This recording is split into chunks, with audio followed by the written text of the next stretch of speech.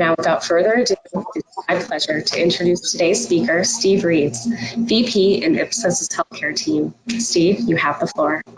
All right. Hey, good afternoon, everybody. Thanks so much for joining. I appreciate it. This will probably be the only time that you see me on camera. You can probably see a difference automatically with the pre-COVID picture and the post-COVID live Steve. So I happen to have a beard because of COVID, and we'll see. We might keep it around for a little while. Just a little bit about myself before I get into the presentation. Have about 14 years of experience. I head up healthcare digital strategy within Ipsos Healthcare. I've worked with a majority of the top 25 pharmaceutical companies globally, and have some publication credits, as you can see, PMSA and IS4. I speak quite frequently as well at various conferences like Digital Pharma East, Digital Pharma Europe, IIEX Health, South by Southwest, and have also been featured in MMM, Pharma Forum, and PM360 on the use of digital for driving new age market research initiatives. And interestingly enough, I just gave up coffee.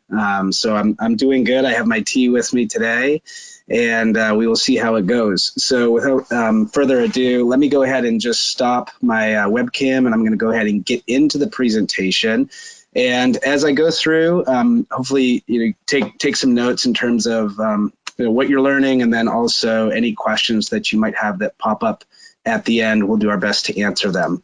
So let me go ahead and hide this just a minute and advance my screen.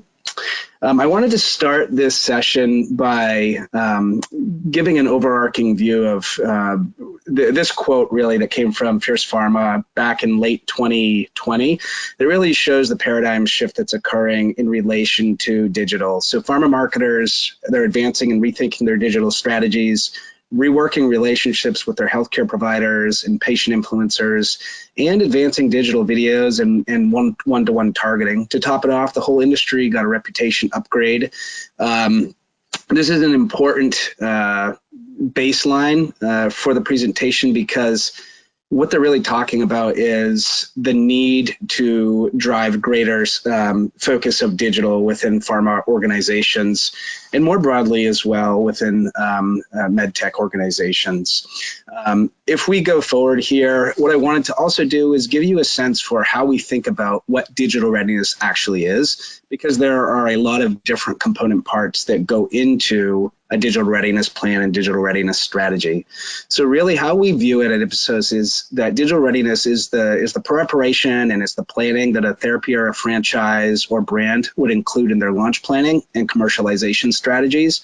And they do this in order to most effectively reach their common stakeholders in online formats. So that would be obviously patients, and then by patient type, physicians by specialty, and other healthcare stakeholders, which would as well include advocacy groups and patient advocates. One important caveat with regard to understanding each of these stakeholder groups online, but most specifically advocacy groups, is that they actually hold the trust relationship with the end patient. So when you're thinking about digital readiness and you're identifying, even in pre-launch phases, who are the most viable advocacy groups to partner with, who are the most viable patient advocates to partner with, or physicians, there's a really good way to be able to map out who those entities are, and then to drive action from that. But this is just to ground everybody in terms of how we view digital readiness. And the next thing that I wanted to do was just give you a sense for some of the key truths as it relates to what digital readiness is. The first is that many organizations don't know how ready, quote unquote, they are when it comes to reaching patients and physicians online. We're seeing bright spots, if you will. So there are probably a handful that are really doing advanced things when it comes to the use of digital and online data to identify and understand patients and physicians more deeply. But there's certainly room for growth. The second is that digital readiness is not a check-the-box exercise. With more patients and physicians adopting digital channels for research and engagement, it's an important thing to to embrace. And so, I think back 5 years ago, 6 years ago, where the whole concept of patient centricity really started to accelerate. And that dovetails with digital readiness in the sense that patients are online. We need to be thoughtful and strategic on how we most effectively learn about them in that native environment. And so, avoid that check the box sort of mentality, which sometimes does happen based upon where a pharmaceutical organization is in their maturity of digital. The next is that getting started usually begins with a maturity assessment and an online ecosystem map. Based upon the work that I've done over the last 10 or so years in pharma, what we found is that there are some common elements that set pharmaceutical organizations up for success. And sequentially, there is a way to be able to do them in a certain pattern that would build upon each other. And I'll talk about that a little bit in the maturity assessment when we get there. The next is that the best organizations have learned that digital data is as much for research as it is for marketing. Now, I wanted to spend a little bit more time on this because sometimes when we think about digital data and online data, be it search or social data or clickstream data or campaign data, et cetera, the natural tendency is to think of them in terms of, can they do to drive better marketing engagement, et cetera. Now, that's important, but if you look at other industries like legacy, CPG, et cetera, they've actually really gotten very, very good and advanced at using digital data sources for deep research. And we're seeing pharmaceutical organizations start to accelerate that pathway as well, which is an important caveat. The last is that digital readiness is critical for pharma marketers because it creates a thoughtful pathway to more effectively reach patients and physicians online. To speak a little bit about the other stakeholders as well that I mentioned briefly before, a digital readiness strategy really should also include advocacy groups and other centers of influence, if you will, because we want to understand the flow and shifting of information online. Who controls the shifting of information or the dissemination of information? And how can you most effectively partner with them to drive greater awareness, to increase patient focus, and to reach your target audience more effectively? So those are some of the truths as it relates to digital readiness. I wanted to also give you a sense for the key imperatives and why healthcare organizations are doubling down on digital readiness. There are really 5 things that I've found in my experience working with some of the biggest pharma companies in the world. The first is to better understand how patients and HCPs are making decisions and how to reach them online most effectively. That's probably the biggest overarching driver, really adopting a digital first mentality in terms of how you're reaching your target audience groups. The second is to determine how patients are utilizing social and digital channels to gather information about their condition. We call this the digital journey. Now, the digital journey is a very good complement to a traditional patient journey in that it gives you a roadmap in terms of where patients exist online at a given point in their journey. And we're seeing more advanced uses of digital and patient journey to include the integration of RWE, real-world evidence data sources like claims and EHR data assets, as well as PMR and social and digital data sets converging together.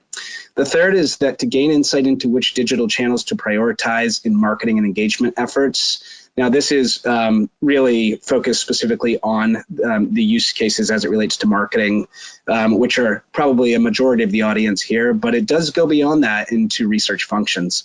The fourth is to effectively recruit patients for clinical trials using digital channels. We've seen an uptick of this over probably the last 5 to 6 years as well, in terms of being able to get in front of patients in their native environment.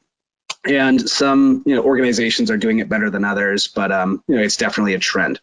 The last is to carve out competitive differentiation online. This is a fairly obvious statement, but when you get under the hood, there's a lot that you can do in terms of understanding your competitive set, what they're doing, their positioning of content, how they're engaging physicians and patients. What does their strategy holistically look like? What does it look like from a social standpoint?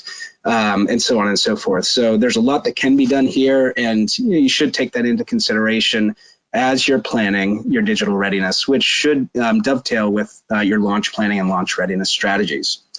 Okay, let's go ahead and move forward. What I wanted to do now was to give you a sense for what we find the key tenets to be and the milestones in a digital readiness paradigm. And if we think back to that previous slide, those 5 key milestones or imperatives that we had talked about, first to better understand how patients and HCPs are making decisions, all the way through to carving out a competitive differentiation online. Having done this probably over 100 times in terms of these different pieces of digital readiness, this is where it tends to pop in the commercialization pathway or product lifecycle, if you will. And so there are certain things that can be done all the way back in development stage. We tend to find that in this stage, companies really want to get a sense for how digitally mature they are. What are the barriers that exist internally from an organizational standpoint that would prohibit them or help accelerate their use of digital? So that's one thing that is really good to be done really in that development phase to understand what needs to be changed internally to help drive digital readiness in the market. The second thing that really tends to work well in development phase is utilizing online data sources for unmet needs identification, which can lead into market access strategies, et cetera.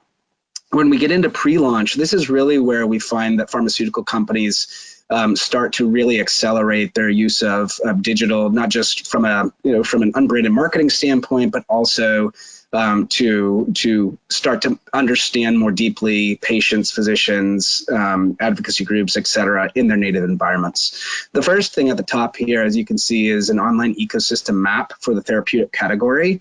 This has really become something that is sort of table stakes, if you will, for pharma marketers, as well as for a lot of research executives at pharmaceutical companies, because it gives them a sense for where to play and how to win online and how to most effectively target your audiences of interest. The second thing that we find in pre-launch phase is that the digital patient journey and the emotional journey, which isn't listed here, but those two things tend to happen in pre-launch phases. And if we're thinking about the timeline of pre-launch, most of what we see here in pre-launch, whether it's online ecosystem mapping or digital patient journey or identification of KOLs and prioritization of those KOLs, that tends to happen in the 24 to 18 months prior to launch phase. And so if you think 1.5 to 2 years or so before the launch actually occurs, this is what pharma is thinking about. And this would also include pre-launch awareness and perceptions, not only of the asset, but also the clinical trials in flight and the parent brand as well and their role in a particular therapeutic category. As we move into launch, it's really all about accelerating uptake. And what we find here is that brands will often do a lot of online tracking, competitor analysis, brand analysis, and they'll use a multimodal approach. So it's not just social and it's not just search, it's social search, broader web. It's also, in many cases, understanding that one-to-one view or programmatic. The campaign analysis portion tends to happen at launch. It can happen before when we're doing sort of that pre-launch unbranded campaign awareness building and so on and so forth. So as we move from left to right, it's about really moving along the commercialization pathway and really emphasizing these pieces that can help you leverage digital readiness most effectively as you move through. And for some reason, that just fell off. So as we move into growth and maturity, we often see that there are refreshes done to the digital ecosystem to help understand the changes that are happening in relation to the channel utilization by both HCPs and patients, because they do change and we need to be aware of that. And that obviously leads to better decision making in terms of where you're placing messaging and ads and things of that nature. And then when you optimize profitability and extend brand life in that last phase, really continuation of tracking and trying to gain as much market share as you can before the patent expires.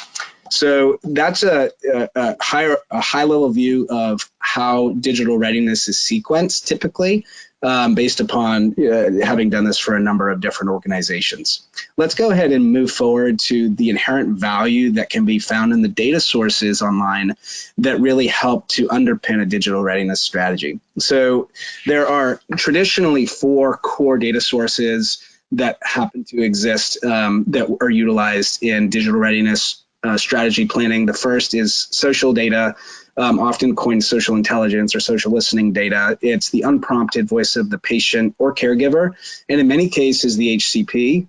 Over the last year, as it relates to COVID, we've actually seen a pretty stark increase in the adoption of social and digital channels by physicians. And so this is something that we're paying very close attention to, and how they're actually utilizing more traditional channels. A lot of them they're still using the Doximities and the Sermos of the world, but they're also adopting Twitter and other channels that are more mainstream. The other thing with regard to social data and social intelligence is that it's observational in nature. One of the quotes that I really like is, if you want to see how a lion acts or a lion hunts, don't go to the zoo. This rings true as well with the type of research you're able to do with social data, and how you're able to actually turn a bunch, really, which is a very noisy data set, into a very fine-tuned data set for analysis and targeting.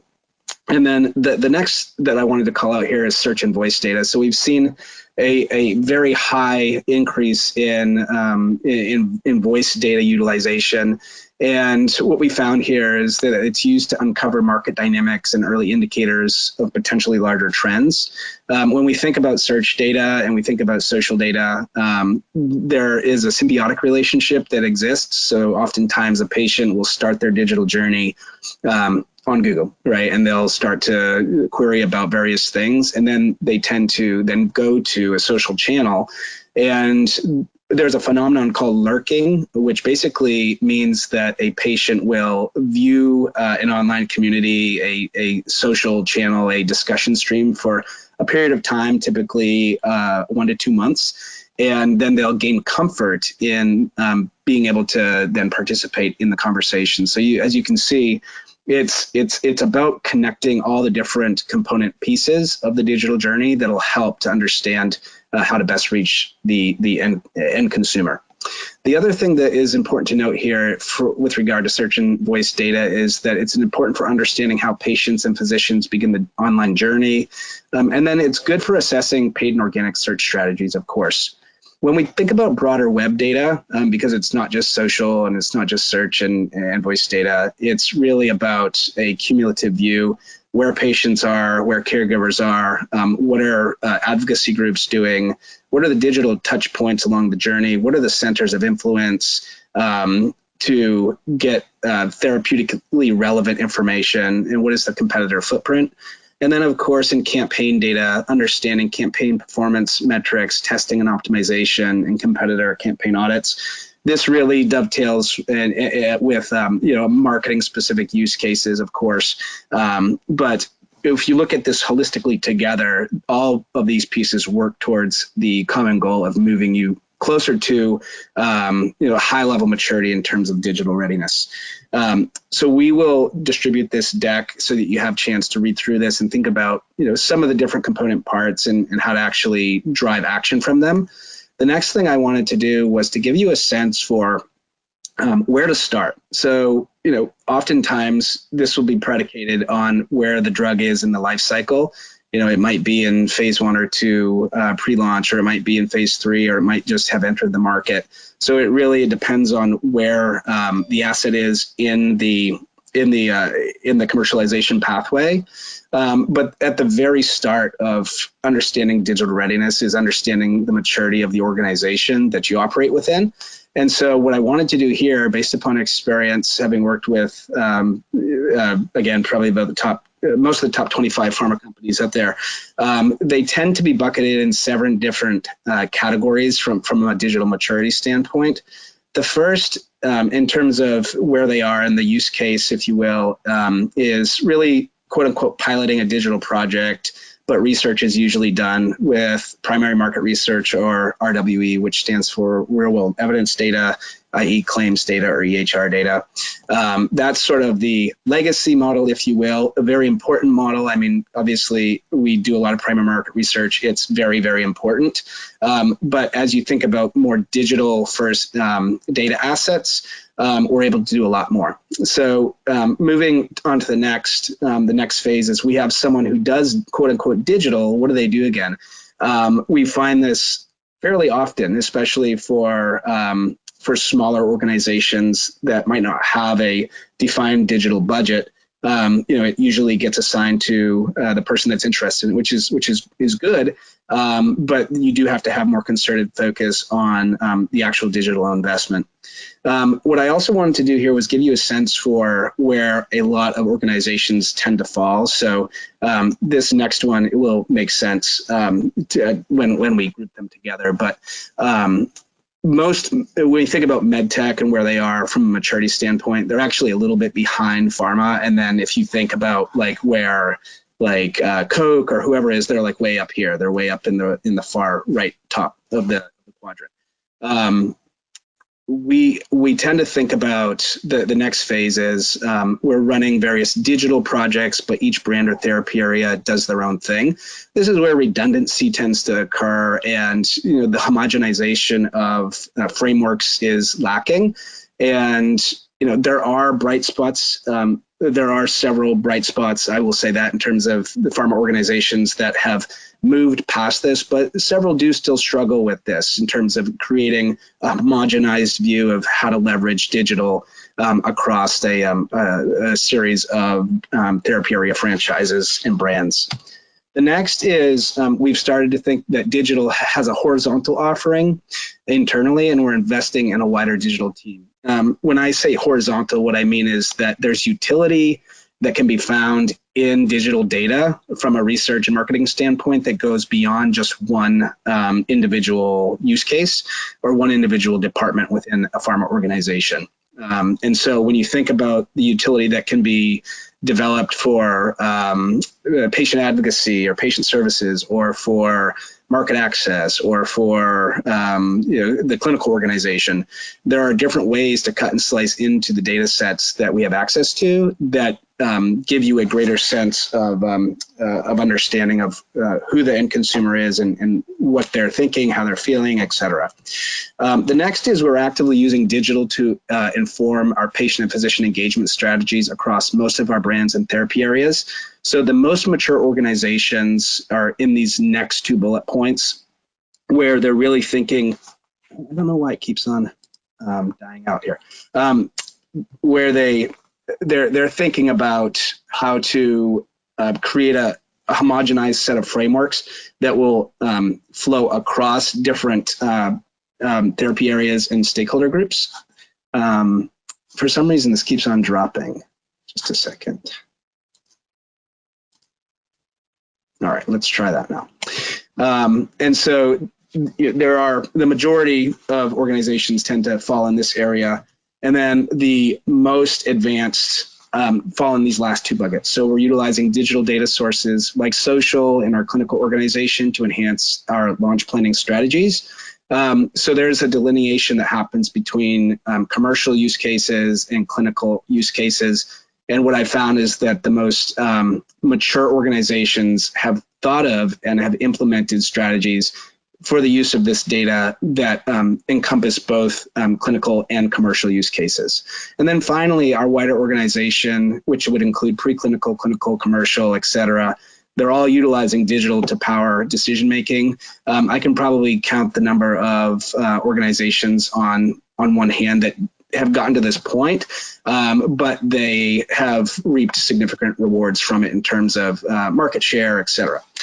So let's go ahead and move forward. The next thing in terms of where to start after you assess your maturity from a digital readiness standpoint is to understand the therapeutic area and the ecosystem that exists online.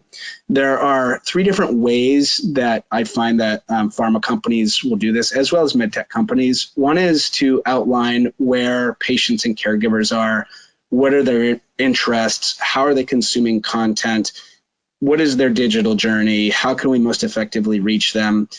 with the right type of information. We tend to find 4 quadrants. So sometimes patients will look for rational support, which would lend itself to educational materials that are pretty clinically driven. But a majority of the time, what we find is that there's this big unmet need as it relates to empathy-based content in that personal touch for what patients are looking for online.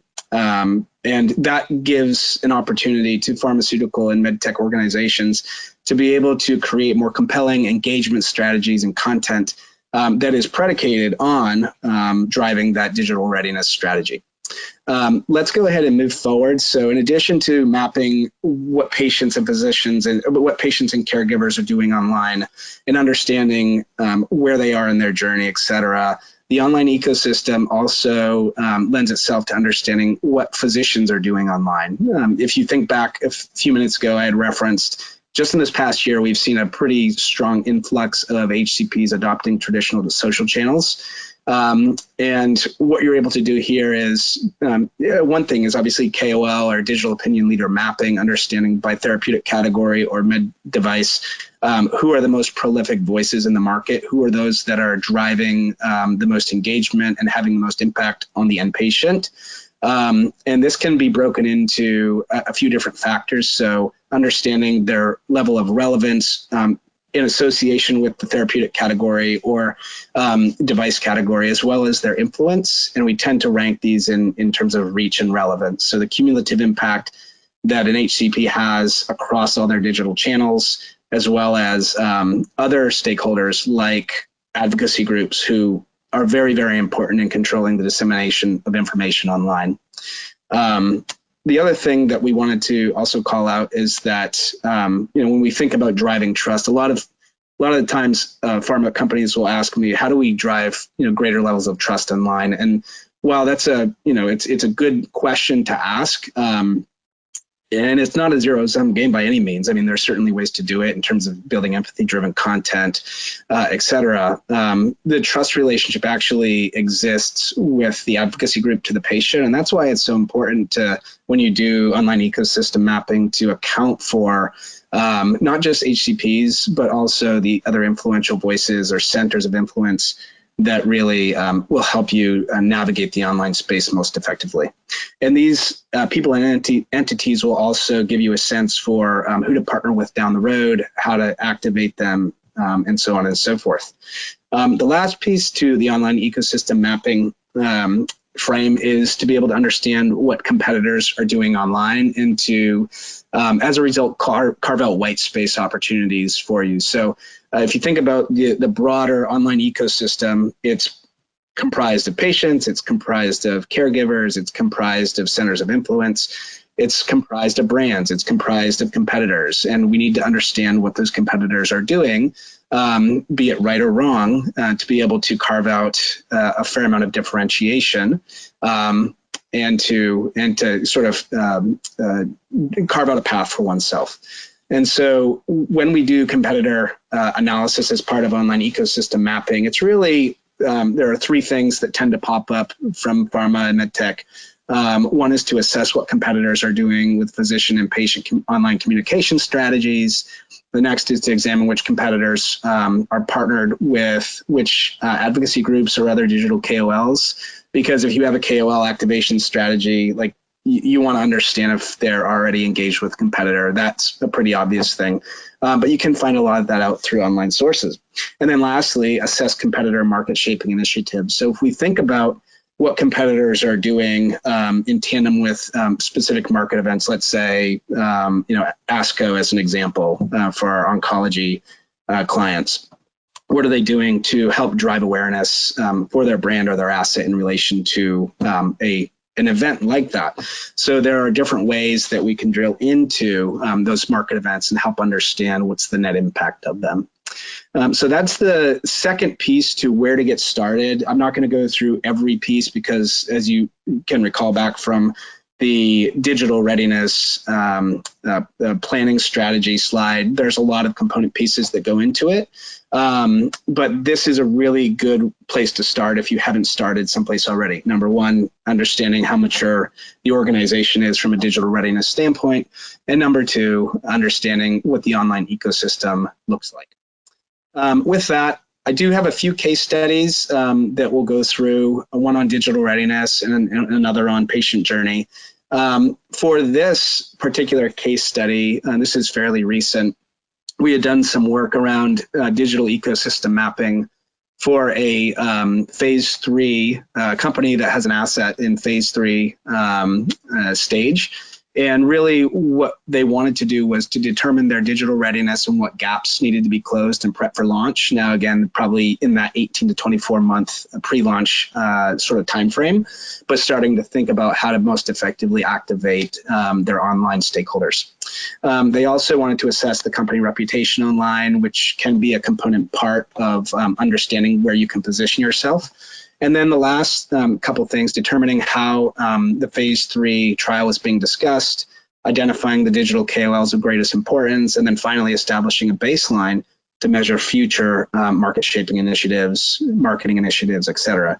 The impact for this particular client was that the company determined the best use of social and digital channels to drive awareness.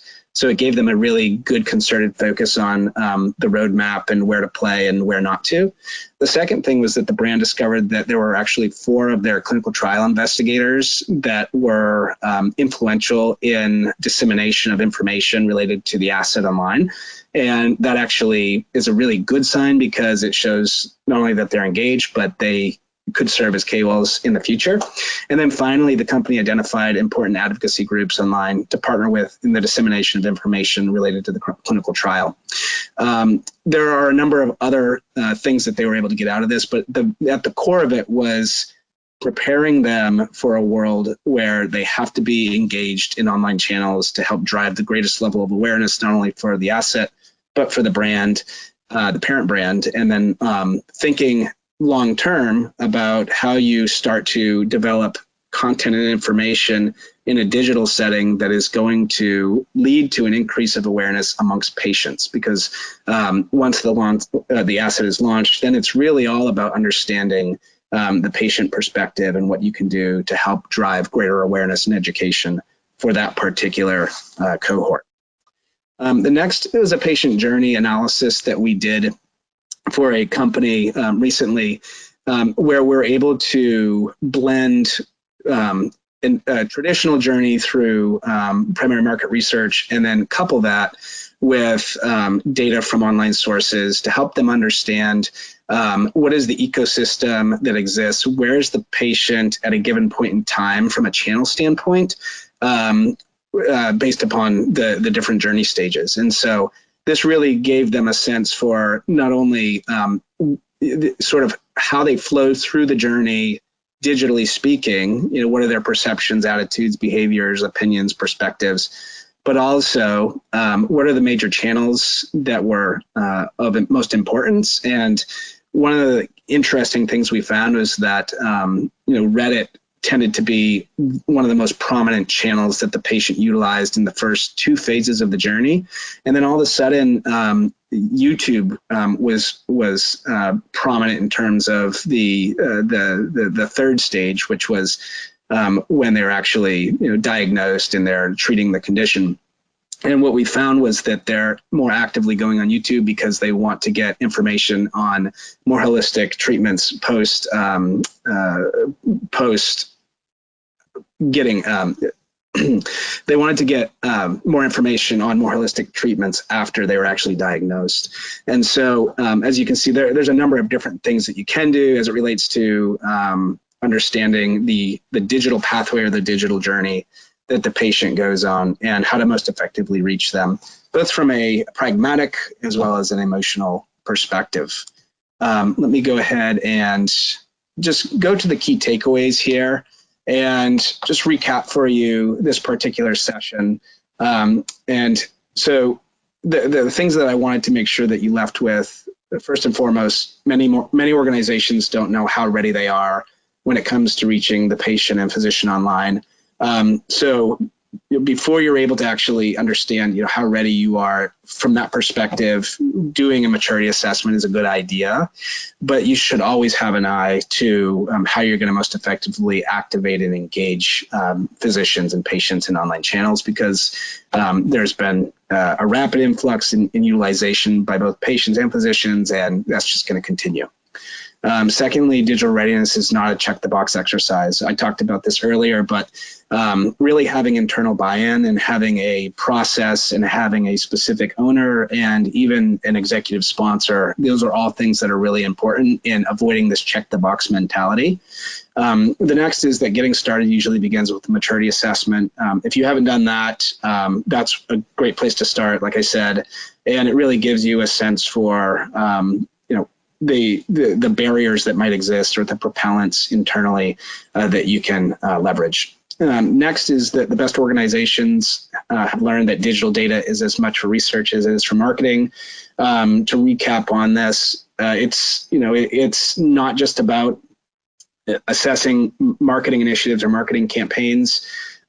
We think of digital data as an extension of the patient and physician's natural voice. And so if you take that mindset, there are different ways that you can actually harness that data to be able to inform different types of research, unmet needs identification, patient journey design, KOL mapping, cost barriers, other types of things that would be relevant to pharma and medtech audiences. And then lastly, again, digital readiness is critical for pharma marketers because it creates a thoughtful pathway to more effectively reach patients and physicians online. Again, it's not just about patients and physicians, though. It's as well about advocacy groups and other peripheral players in the digital ecosystem, the online space. And so think about all of them. Obviously, you need to prioritize based upon your budgets and your goals for the organization, where the asset is. But I hope that this at least provides you a good roadmap for thinking about, okay, where are you, number one, in terms of maturity?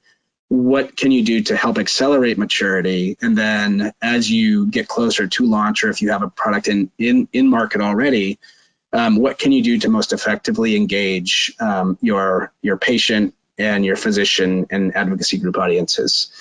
With that, that's about all that I had. The last thing that I did want to tell you is that we're going to be doing deeper dives into digital readiness starting this summer. And so there is another webinar that will be announced soon on harnessing social data to deeply understand the patient specifically.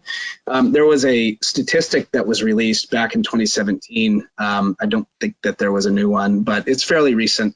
And this really points to the importance of understanding the use of social, specifically from the patient point of view. And it is that 74% of internet users engage on social media. 80% of those internet users are specifically looking for health information. And that was by Pew Research. The important thing to note here is that not only are there a majority of people, as sort of general population that are engaging on social, which is like a obvious thing, but a majority of the content that they're looking for or that they are sharing or engaging with is healthcare related. And so that gives you the ability to then really drill in and understand the peer-to-peer dynamic that exists online, how patient decisions are being shaped in the treatment paradigm, how influential physicians are becoming, and where you need to actually focus your efforts. So with that, we are about at time. We have a little bit of time for questions. I'll have Megan come back in. Megan, if you can come back. And I think I have one or two questions that popped up. So. Sure. Thanks, Steve. So I'll run through these questions with you. The first is, who are the most important stakeholders to speak to in assessing digital readiness maturity in pharma? Yeah.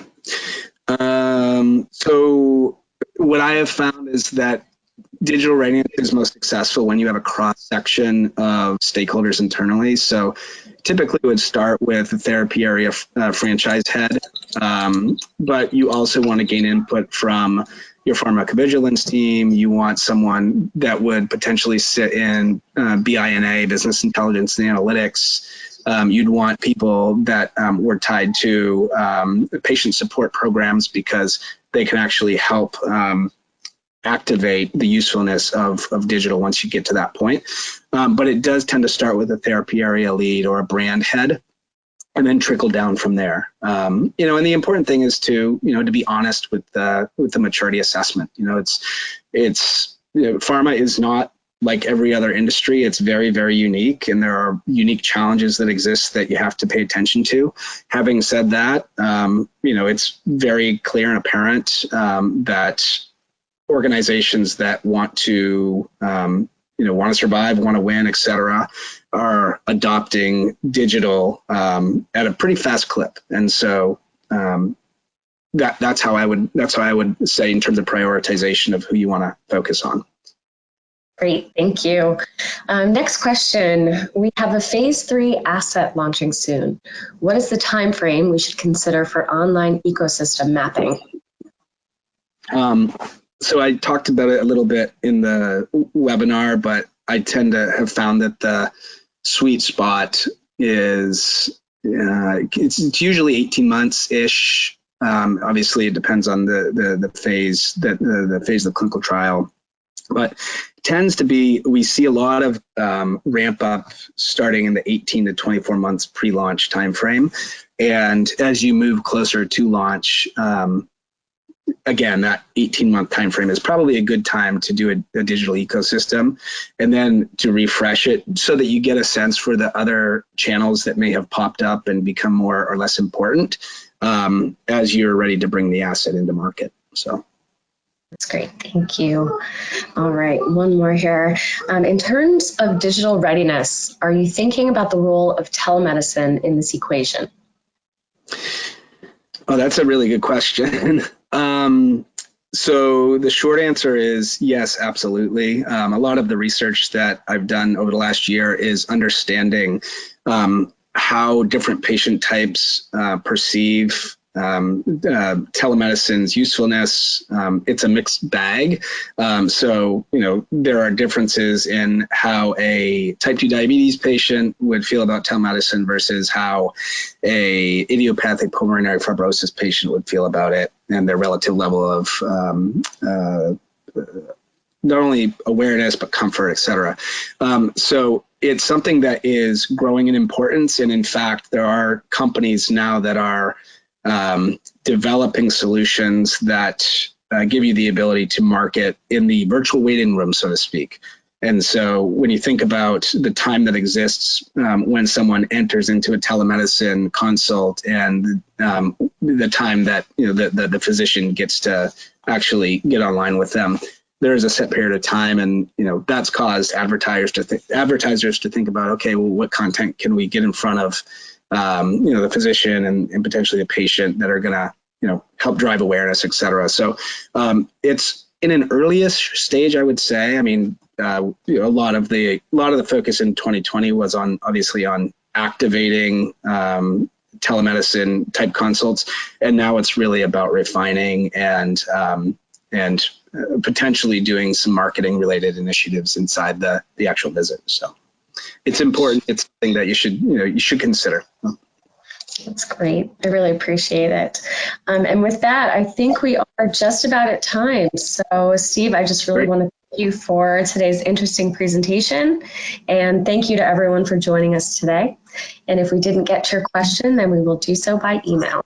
You will also receive an email with a direct link to today's recorded presentation. And of course, we welcome the opportunity to speak with you. So please feel free to reach out to us. That now concludes today's webinar. Have a wonderful day. Thanks, everybody.